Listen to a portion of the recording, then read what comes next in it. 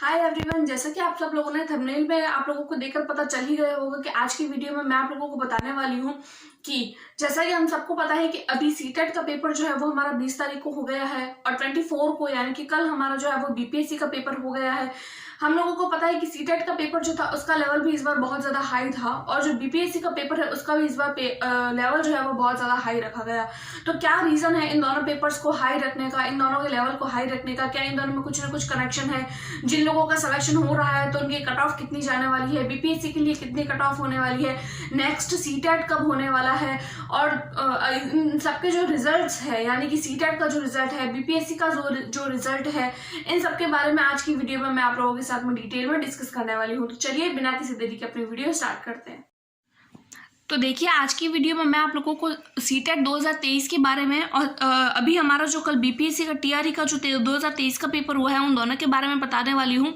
तो देखिए, जिन जिन कैंडिडेट्स ने अपने सीटेट का पेपर दिया था उन्हें लगता है कि अगर हम पास हो रहे हैं, अगर उन्हें अपने जो आंसर की उन्होंने मैच कर ली होगी, उन्हें अगर लगता है कि हम पास हो रहे हैं तो अब उन्हें नेक्स्ट किस एग्जाम के लिए प्रिपरेशन करनी चाहिए।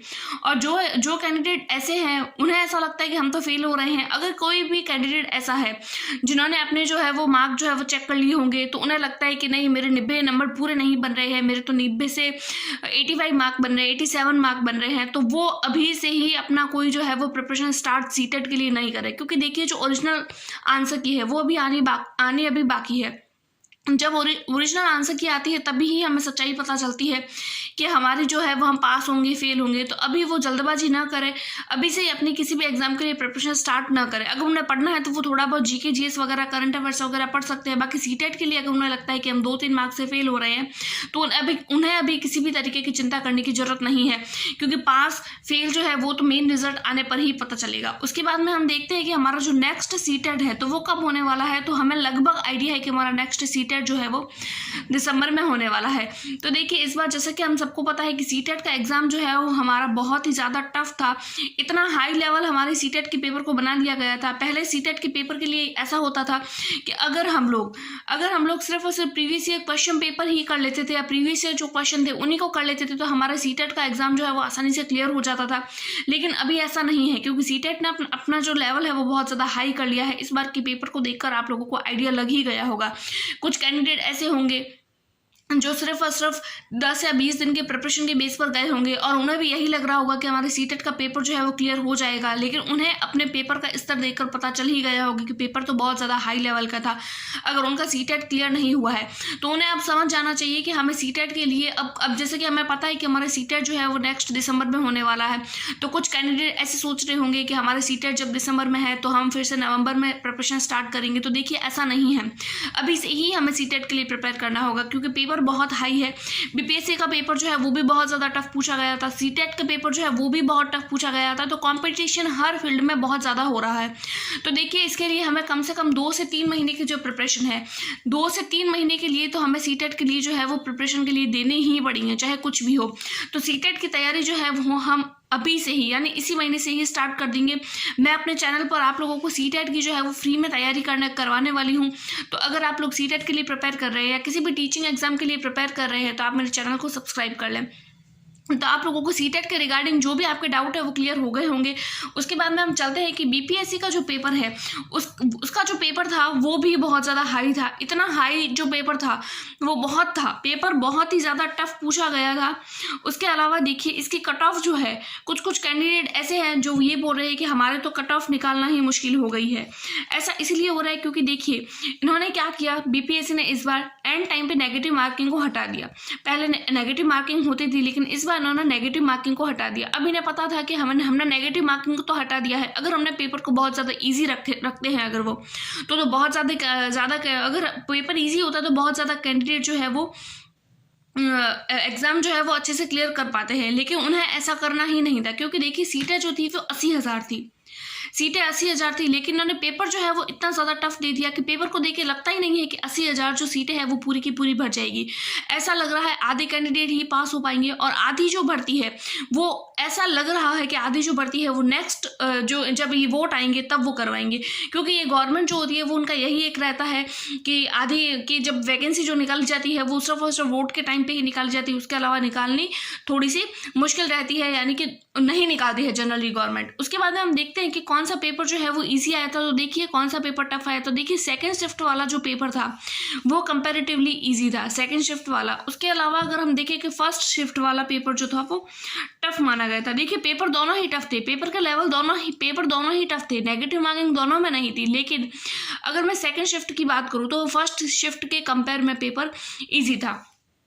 अगर मैं इसकी कट ऑफ की बात करूं तो देखिए मैंने अपने चैनल पर कल ही एक पोल दिया था जिसमें से 50% जो लोग हैं वो ऐसे थे जो अपने मार्क जो है वो 50 से 60 के बीच में बता रहे हैं, यानी कि ज़्यादा जो है इसकी कट ऑफ नहीं जाने वाली है।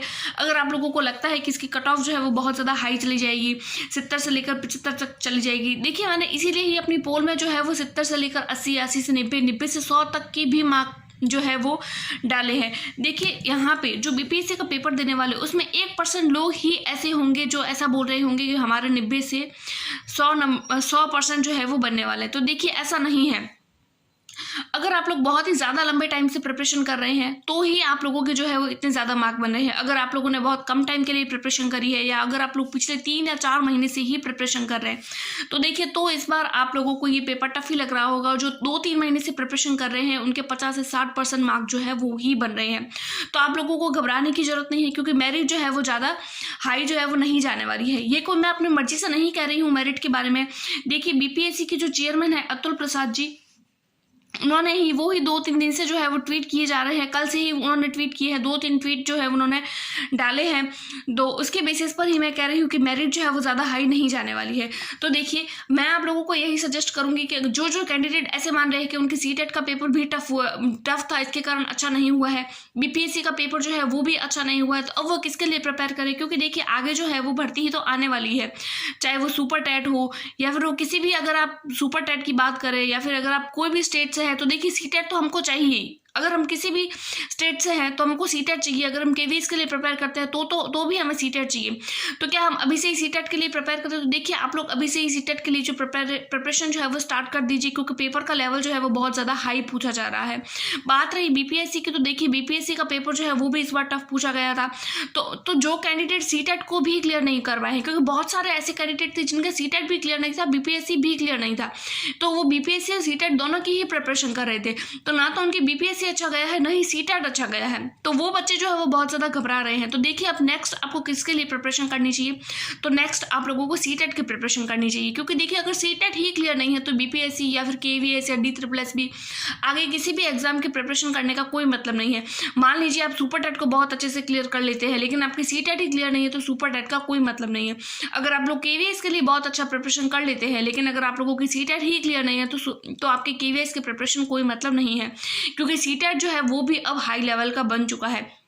ये मैं कोई अपनी मर्जी से नहीं कह रही हूँ। देखिए मैंने खुद ने भी पेपर दिया है, आप लोगों को मैंने अपने रिव्यू भी दिए हैं कि मेरा पेपर कैसा गया है, और आप लोगों ने भी अपने रिव्यू दिए हैं। और अगर आप लोगों ने नहीं दिए तो आप अभी भी मुझे कमेंट करके बता सकते हैं।